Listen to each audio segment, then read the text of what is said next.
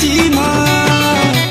अरे साथिया में हुक्की हुक्की हैप्पी न्यू ईयर मनावा।